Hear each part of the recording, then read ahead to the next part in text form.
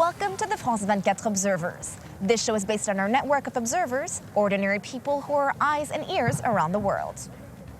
We begin today with the story of an observer living at an airport, a bit like Tom Hanks in the movie The Terminal. Kokuba is an Ivorian refugee who's lived the past 3 years in Morocco. Now recently he went on a short trip to Mauritania to visit some friends, and when he returned, the police at the airport would not let him back into the country.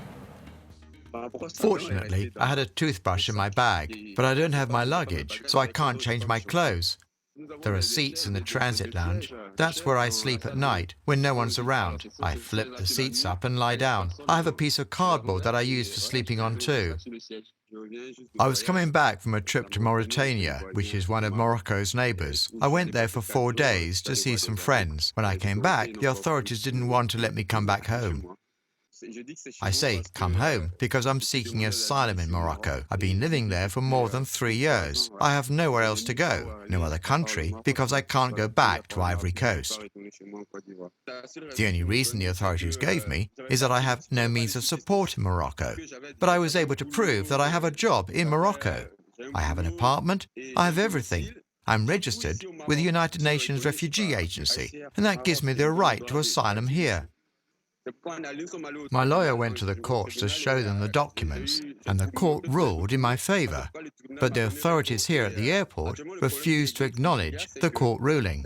They're not talking about deporting me anymore, which is good, but they still don't want to let me back into the country. This story has a happy ending. Shortly after we talked to Kokuba, the Moroccan authorities agreed to let him back into the country. Now on to Senegal in West Africa, to the capital, Dakar. The city is located on the peninsula, surrounded by the sea and beaches. The seafront is quite popular for working out and kicking a ball around. But our observer Mohamed tells us this may soon change.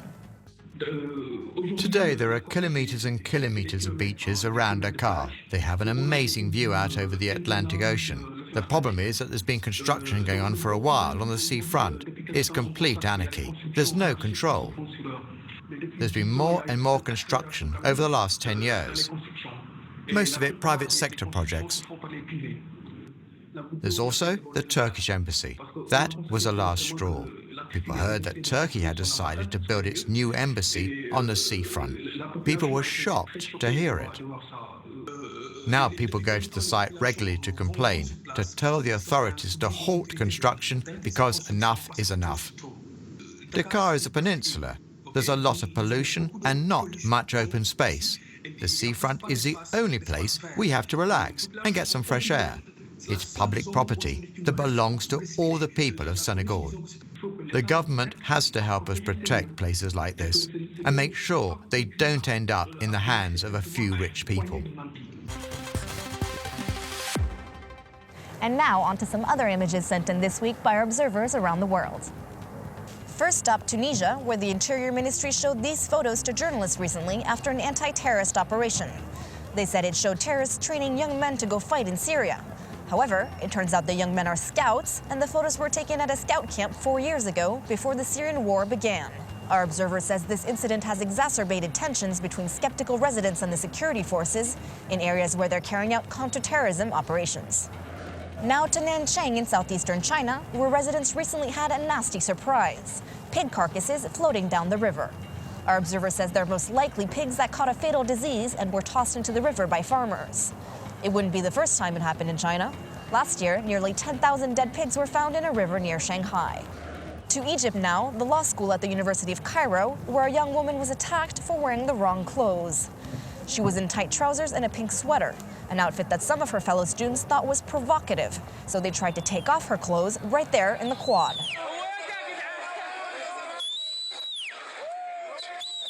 University officials have blamed the young woman, saying she should have, quote, respected the customs of Egyptian society.